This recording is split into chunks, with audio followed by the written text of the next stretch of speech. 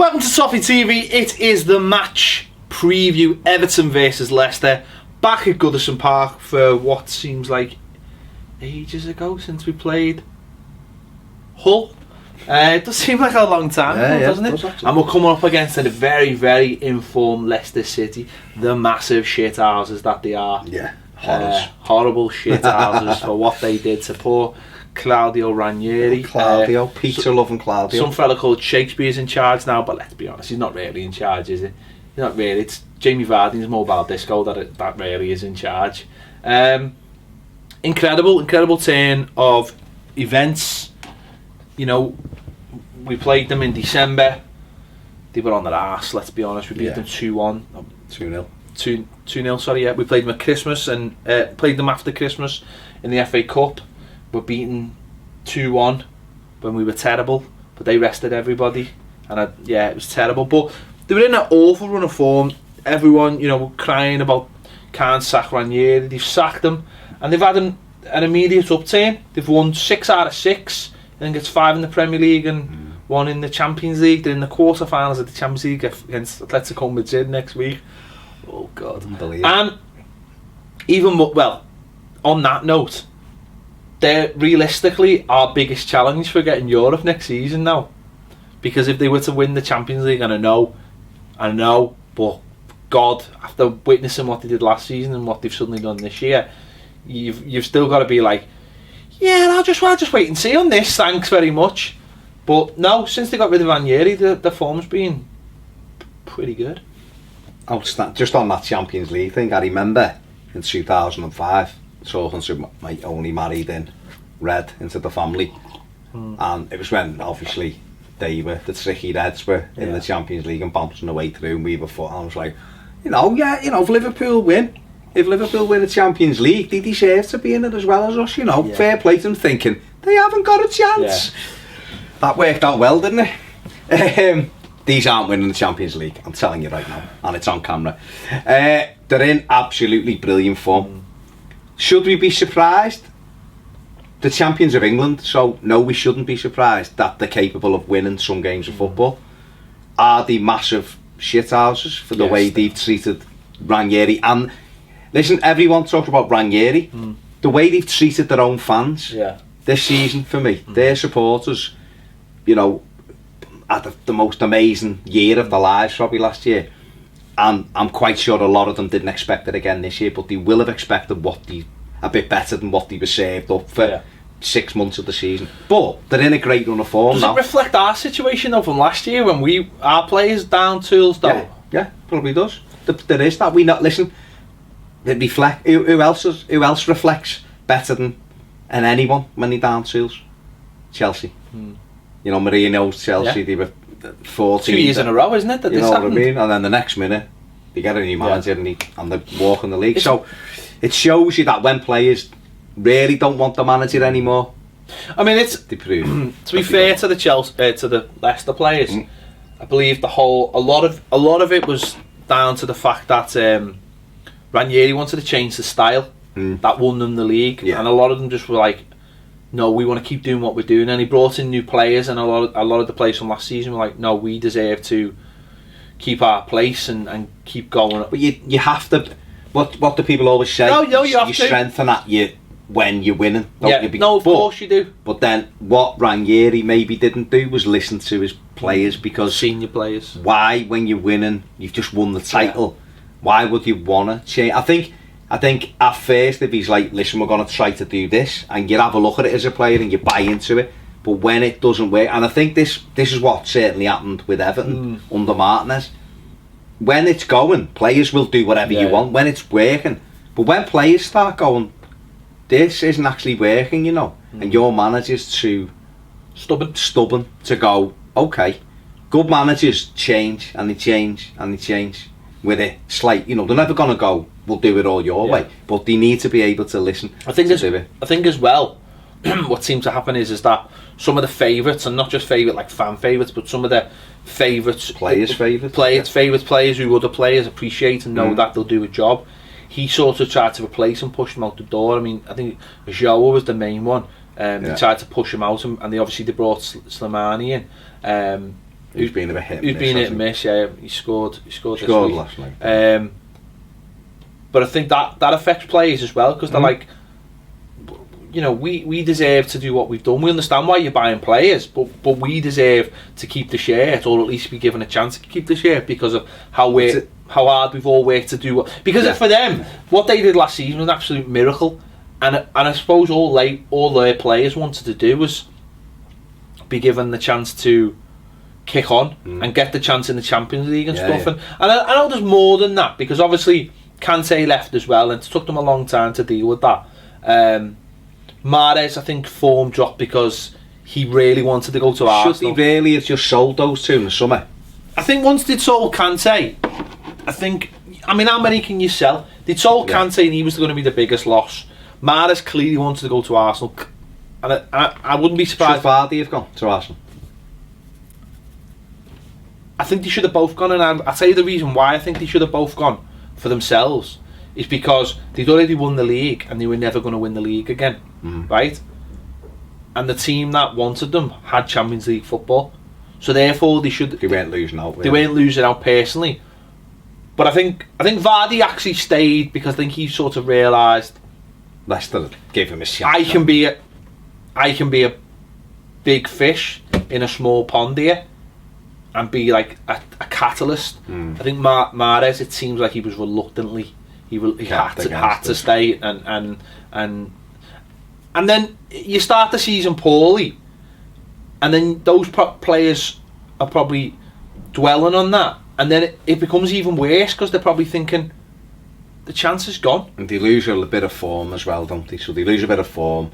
Maybe it's on the mind a little bit, and they just can't quite get back to those levels. They were always going to have a dip anyway, because they'd achieved so much last season. I was going to say, also physically and also mentally, which I think people forget about, how much that must have took out of them last season, because that season, certainly the end of it, they were on so much of a high and they were putting so much into the games, and you think about Morgan and Hoof, and how hard they must have worked for their age and stuff, and you've got to start again and reproduce that again, and know that it was a massive effort. Yeah, and know that you've got to, have you ever played a computer game and got really close to finishing it, and then think and go, you've got to do that all again, and think, nah, I won't bother with all that, you know what I mean, or whatever, you know what I mean? But yeah, they've got to put all, and it must be hard to, it shouldn't be hard to motivate yourself, but it's almost like the players decided, well, actually the Premier League will be alright. We won't win it. We'll finish top 6 or whatever. But the Champions League is what we'll really put. And that seemed to be the case for the first half of the season. They thought the league was going to take care of itself. It didn't. But the Champions League, they had a good group, and they got out of it. And then they got Seville. The first leg, I think they got beat 2-1, didn't they? And I think it was almost the idea that they probably knew within the club that maybe Ranieri's days were over or coming to an end, and then the second leg they done them, and now they're now everything's rosy for them, and it's just going to be a tough game, because we've got to pick ourselves up after obviously a bad defeat at Anfield, but also the low of not getting 3 points at Old Trafford, and then trying to piece together a defence. That's the big for this game, when they played against Sunderland this week, and by all accounts they weren't very good, but they've got finishers at the club. They've got Vardy, who seems to be back in form. They've got Mahrez, who's back in form. They've got players who work hard in midfield, and that's the biggest annoyance, is that we're going up against a team with a defence all over the shop.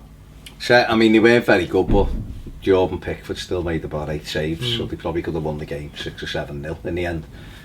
But yeah, it's their biggest threats are where we're at our weakest at the weekend. You know, we've it's going to be tough. You know, we've got no Funes Mori, we've got no Ashley Williams for this game, no Seamus Coleman.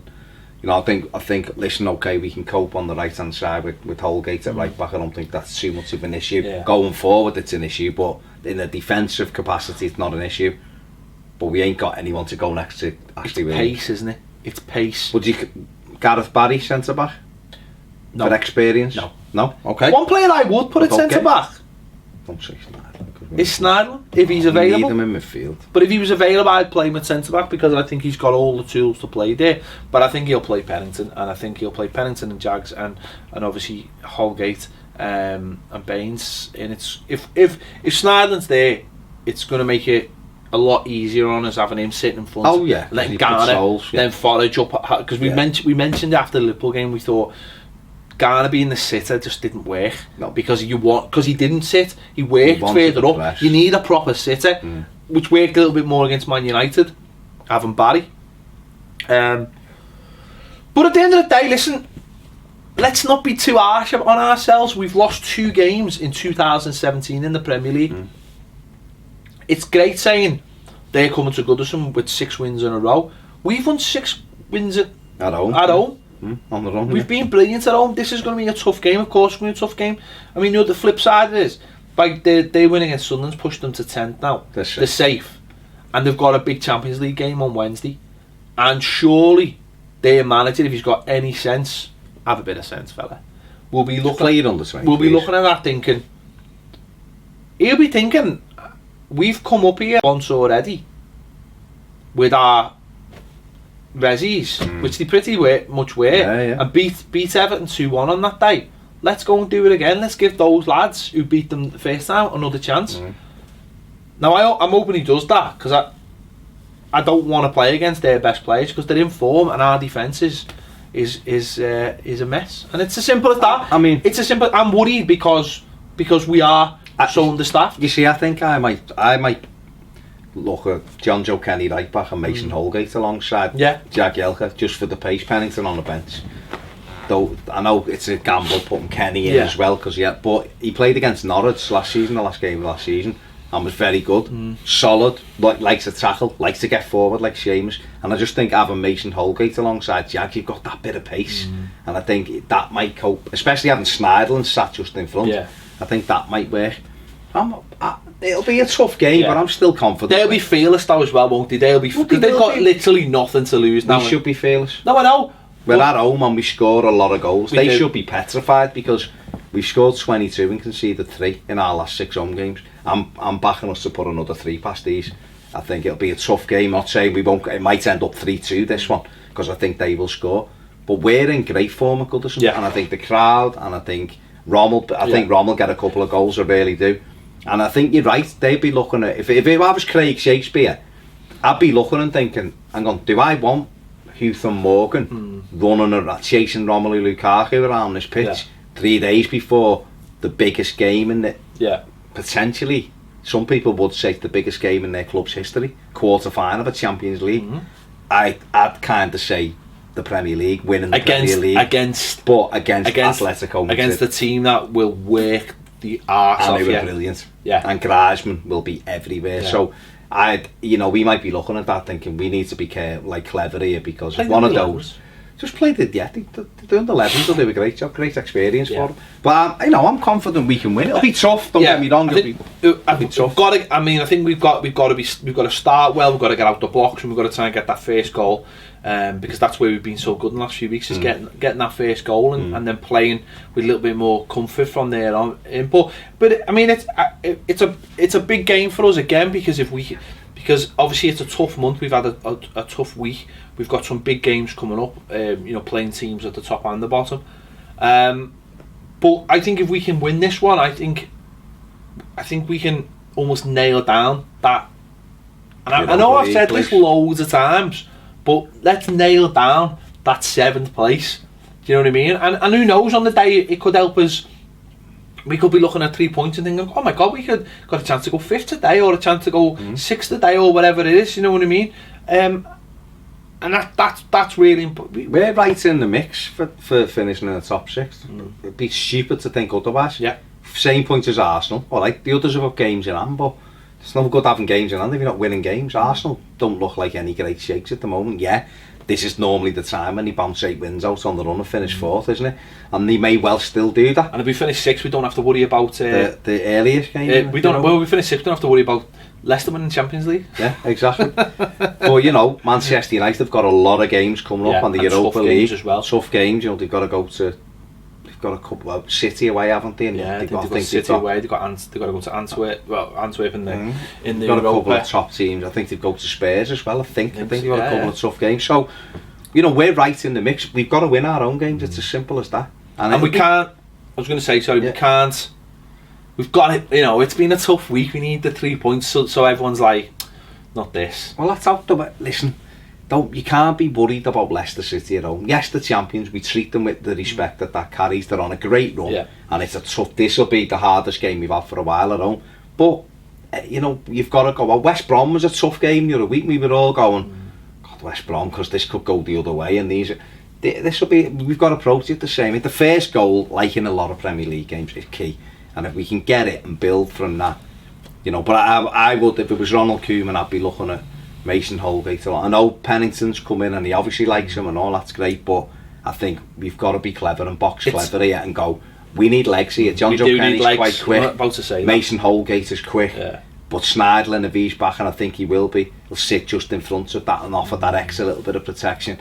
And I think if we do that, we've got a good chance of getting this game. It is all about energy, isn't it? That's what they're a team full of energy.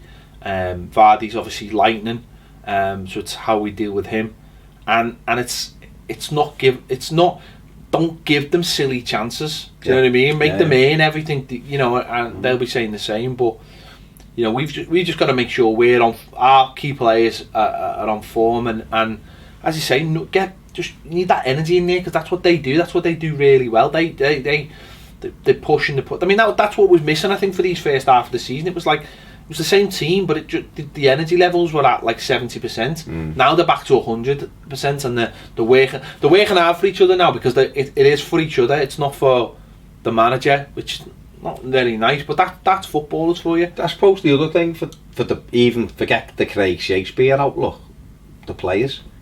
If you're a player, Leicester City player, and you're thinking, God, Atletico Madrid on Wednesday, the biggest game. Don't want to get injured. Don't want to be getting injured there. Don't want to be running around. We're safe now. Yeah. Shakespeare took over. They were in the shit. They were a couple of points ahead of relegation, looking like they were going. You know, they would look like that team that was on that slide, but they've arrested that. And now they're safe. So I think if you're a player, I think you're thinking, I suppose the big game. I suppose the flip side of that is that the players will be thinking, well, we don't care. We'll take every game as it comes now. We'll bang up for it. I think. No, I'm saying that's the flip side of it, isn't it? It is, but I think also the Premier League, they'll be looking now and going, we're safe. So we're Premier League footballers again next season. It's neither here nor there now, whether we finished 9th or we finished 14th, it doesn't matter. We're safe. The first remit for Craig Shakespeare was secure Premier League football for next season. Keep us where we are. They've done that now. You know, 3 teams aren't catching Leicester City. So the next thing is the Champions League. Yeah. Now, alright, in 2 weeks' time, they might go and get spanked on Wednesday, and in 2 weeks they're out and you go, alright, back to Premier League, or 4 or 5 games left, let's win 3 of them and finish as high as we can. But I feel, as you're a player, it might not get any better for some of their Leicester players than this Wednesday. It might not. This might be the pinnacle for them. You know, and you'd be foolish. It's like going in the week before a cup final, playing in a game that doesn't really mean anything, and you're thinking, I'm putting a freaking tackle in here. You know, some players will, because you'll get them who are 100%, but others will go, say I get a knock on my ankle here, I'm out the game, and you know, it's a bit, I want to be part of it. And I think, you know, the manager, it's a massive game. It's don't forget, Premier League football, a lot of it is psychological. Do you think maybe then the instructions might be early on, lay a couple on them, just get that doubt in some of their players' minds if they do play. It's one way, isn't it? It's one way you're doing it. I think I'll have to have a look who the referee is first. Mind you, they're all shacked, aren't they? I think for us, we've just got to do what we do well and what we've been doing well, which is press at home, get the crowd behind us, and let's make some chances for Romelu Lukaku. And I suppose, and just forget about, you know, any disappointments this week. It's done now. Listen, if we'd have got a decent point at Anfield, and then we'd have gone to United and turned in that shoddy display and all that, you know, we'd be coming in Sunday going, how can we respond to that now? Where the shoddy display came at Anfield, there was a much improved performance at Old Trafford. Yeah, it was disappointing to lose a goal right at the end, but it was a penalty. But we're coming into this now, and it's a chance to wipe the slate clean. And we bought the live beds. Listen, if that doesn't pick it up, a big shot. Imagine if they just got like a blow-up live bird on the pitch on Sunday, blue. Mashiri just comes out like that, just dancing out like him and Elstone, like the thing bouncing out, and Bill was waving, wrestling. No, they come on with what was that fella's name in the 70s who wore like the suit and the legs were of the big chicken or whatever it was. They could come out in Liverbird costumes, but the Liverbirds were there like the riding on the back Bernie of it. Clifton. Bernie Clifton. With the ostrich. Yeah, like the ride. Just the ride, like that. Rolling around the pitch. Liverbird up. Be amazing. Amazing. Right, let us know what you think. Are you slightly worried about this? It is going to be a tough game. Or do you think we can blitz them, get 7th secure, maybe take 6th, maybe take 5th, who knows? Maybe take 4th. I think just win every game now till the end of the season. Who knows? Who knows? No. Let us know in the comments what you think. Are you worried? Are you looking forward to this? Should the Liverbirds be blue? Let us know in the comments. Thanks for watching Toffee TV. We'll see you later.